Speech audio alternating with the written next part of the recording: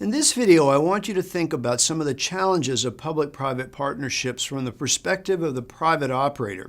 I want you to imagine that you are working for a private operator that has just signed a concession contract to manage a poorly performing public water utility in a low-income country. Suppose that you have been appointed as a senior manager in charge of this concession. The public utility has all the problems that we've discussed in our 2014 Part 1 MOOC. High unaccounted for water, low levels of cost recovery, overstaffed bureaucracy, low morale, poor bill collection. Assume you do not know the condition of much of the piped infrastructure. In fact, you may not even know where the pipes are located. The maps may be missing or they may never have existed. As the manager of this new concession, where do you begin? What do you do first? You might imagine that you would want to raise tariffs, but this is probably not your first priority. I'll tell you a story I heard from my friend John Briscoe, the former senior water advisor at the World Bank, who passed away in 2014. John was the winner of the 2014 Stockholm Water Prize, which is informally known as the Nobel Prize for Water. John said that a French water executive told him this story. I don't know if it's true, but it has the ring of truth. A senior executive in a private French water firm was advising a young French manager who was about to depart to take over the management of a water system in a moderate-sized French city. The senior executive told the young manager to be careful with the tariff. He said, "Don't charge too much." Of course, he said, the firm wants a good rate of return on investment, but tariffs were very sensitive politically, and it was important that the French water firm not be perceived by customers as too greedy. The senior manager's point was that any possible extra profits were not worth the risk and trouble that the higher prices might create. The senior manager clearly knew something about ancient instincts about water. So if your top priority is not a tariff increase, what would it be? The private operator's primary focus will be on generating positive cash flow. How can this be done? Let's go back to basics. The private operator will want to increase revenues and reduce cost. Of course, in the medium to long term, the costs include capital costs, but in the short term, the private operator will focus on reducing operating cost and not incurring capital cost. The private operator wants to see a steady and increasing stream of revenues from the customer's water bills flowing into its bank account. The fastest and politically safest way to increase revenues is not to increase prices, but to increase bill collection. So the first priority is to collect customers' water bills. If the system has private meter connections, this entails focusing on efficient, accurate meter reading, timely preparation and delivery of water bills, and enforcement. Enforcement need not be heavy-handed. Disconnecting customers may be necessary as a last resort, but it is a political minefield. Recall the video on the dangers of the African water hole and the ancient instinct about being denied access to water. Enforcement may simply mean convincing households of the importance of everyone paying their water bills so that the company can provide high-quality service. The best strategy may be to try to make payments the social norm. Then households that don't pay will feel social pressure if they do not pay their fair share of the costs of providing their community with high-quality services. Private operators may want to facilitate ways for customers to pay their water bills, such as electronic payment. Another top priority for a new private operator is to improve the electronic billing system to ensure that water bills can be issued promptly and accurately. Another priority is usually getting meters installed on unmetered connections. This actually addresses two problems. First, it will usually increase revenues, and second, equally importantly, installing meters will control costs by reducing water use. If customers with unmetered connections are selling water to neighbors or to vendors, this can be a large source of essentially non-revenue water. A top priority of the private operator will be plugging such revenue holes. Next on the list of priorities is controlling leakage and unaccounted for water. This is effectively a focus on reducing costs. Incurring the cost of producing treated water without receiving any revenues obviously negatively affects cash flow.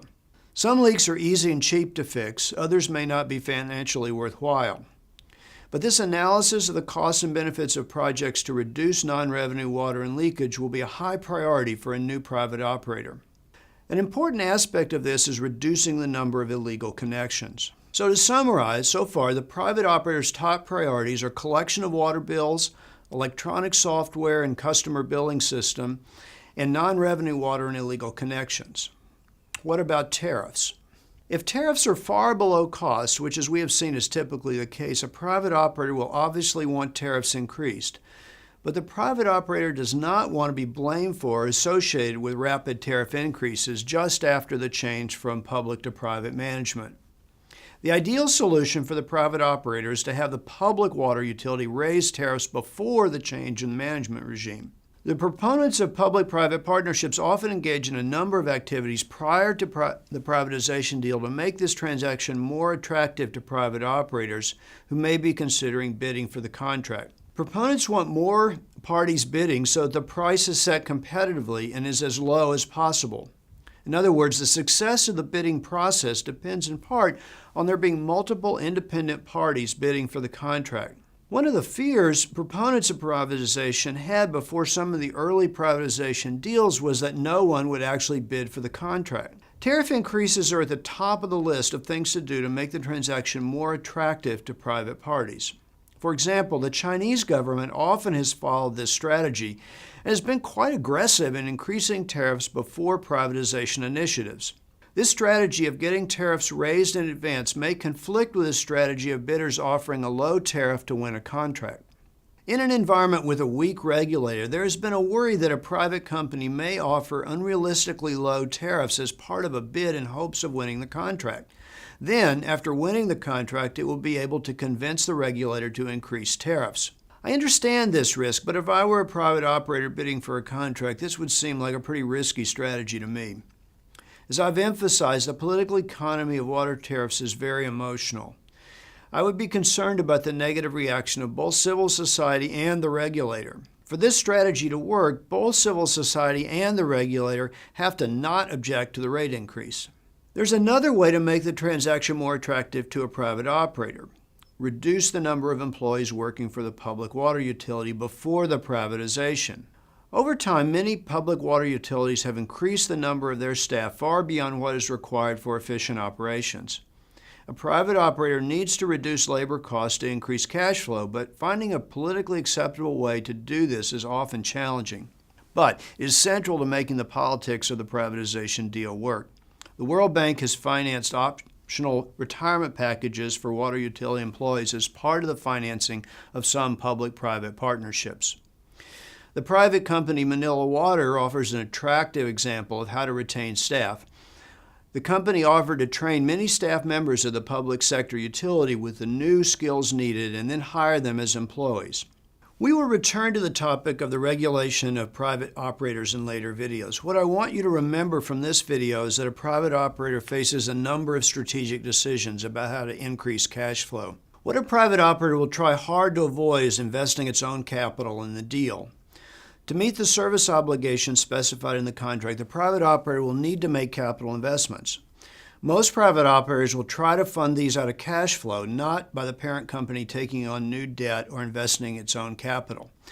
This is somewhat ironic because one of the big hopes of the proponents of engaging the private sector in the municipal water supply business was that this would provide cities with the capital required to build and expand the water supply system. But from my perspective, this was largely wishful thinking. These systems were too capital intensive and the regulatory and political environment too risky for private operators to bring new capital to the table.